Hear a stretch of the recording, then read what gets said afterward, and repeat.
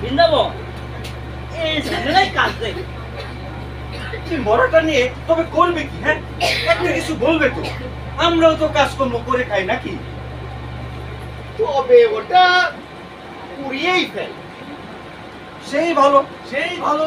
মূর্খ ঝামেলায় একটা দিন গেল। তবে তাই কর। কিন্তু পোড়াবার জন্য তো 200 টাকা চাই, কে দেবে? গায়ে 10-20 টাকা চাঁদা দিল। বুদ্ধিটা ভালো। তবে চল, কি বলো বৃন্দাবন কাকা, হায়দার কাকা? কথাটা মন্দ না, কিন্তু ভাববার আছে। বলো তো দেখি হায়দার, এই আইন ফাইনের কি কিছু? তোমাদের মরলি বুদ্ধিতে ভাবো, আমরা যে সাদা তুলি গিয়ে এই পাহারা দাও তোমরা। এই এত তোর বড় কিসে? শোন, এই পুরা ভিজে যদি বেটা মুসলমান হয়, তা না হয় কবরই দাও, লেটা ছুটু।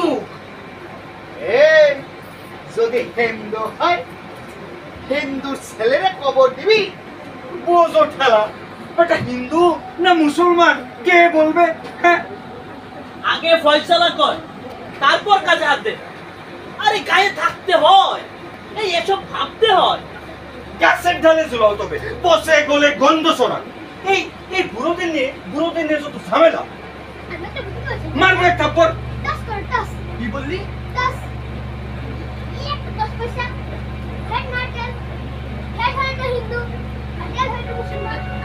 বন্ধ বলেনি?